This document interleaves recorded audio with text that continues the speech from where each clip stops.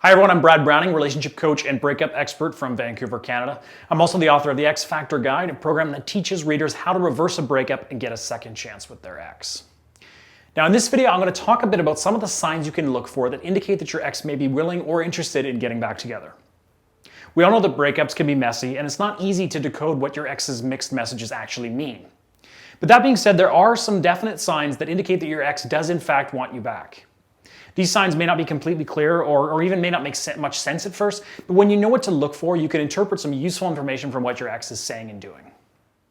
Now, before I go any further, I want to quickly mention the free quiz tool that I've developed specifically to help you determine whether or not it'll be possible for you to get your ex back. Basically, you just answer some questions about your specific breakup and your situation, and the quiz analyzes your answers and just spits out a score that tells you what your odds of getting back together are.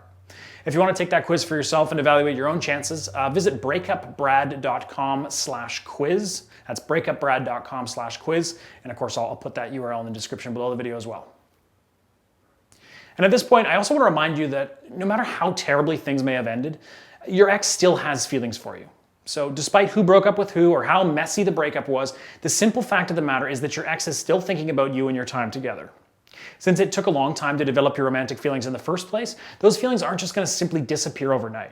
Right now, your ex is feeling all the same emotions you are, and if you make the right moves, this huge advantage can help you win them back. But that said, just because your ex is also feeling sad and lonely at the moment doesn't mean you should try to leverage those emotions by asking him or her to get back together with you. There's several reasons why this isn't a good idea, but the most important are that A, you don't want to seem desperate or needy by asking your ex to take you back, and B, in order for you to rebuild a healthy and loving relationship with your ex, you need to actually rebuild some authentic, organic attraction between the two of you. Simply asking your ex or trying to convince them to get back together doesn't help to create that necessary attraction. Now, with those important reminders out of the way, let's get back to the focal point of the video, which is how to interpret whether your ex is interested or willing to give your relationship another shot. What are the signs to look for? Number one, contact. The biggest and perhaps most obvious sign that your ex wants you back is if they contact you during the first few weeks after your breakup.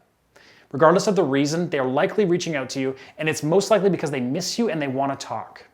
The more they contact you, even if it's about picking up things from their place or whatever it is, however meaningless it seems, the more confident that you can be that they are struggling with the breakup and that they may want you back. For some more tips on what to say to your ex and when it's okay to contact them, head over to my website, breakupbrad.com, and watch the free full-length video I've got up there right now. Again, the URL is breakupbrad.com. And check that video out before you reach out to your ex, but make sure you avoid making any common mistakes that could hurt your chances of getting them back. Okay, number two, jealousy. If your ex gets jealous when they find out that you've been dating around or hanging out with your friends more often than when the two of you were together, it's because he or she probably want you back. I mean, think about it. Why else would they care what you're up to or who you're spending time with if they didn't still want to be with you? Now, on the other hand, if your ex is actively trying to hide their dating life from you, it's likely for one of two reasons. One, they don't want you to move on, or two, they don't want you to know that they're moving on because in actuality, they still want you. Or at the very least, your ex wants to keep the option of getting back together open in case the single life is less fun than they'd originally hoped. Number three, wanting to be friends. A common thing for couples to try here and do after the breakup is to stay friends. If your ex tells you that they still want to be friends, chances are that at least a part of them wants you back. The simple fact that they still want you to be a part of their life says it all, and the thing is they're probably just unsure of what it is that they want with you. But no matter what the circumstances are or how great of friends you were before you started dating, do not agree to be friends with your ex. If you're sitting there wondering, well, why not? Or thinking about how being friends could be the gateway to getting your ex back, please just stop.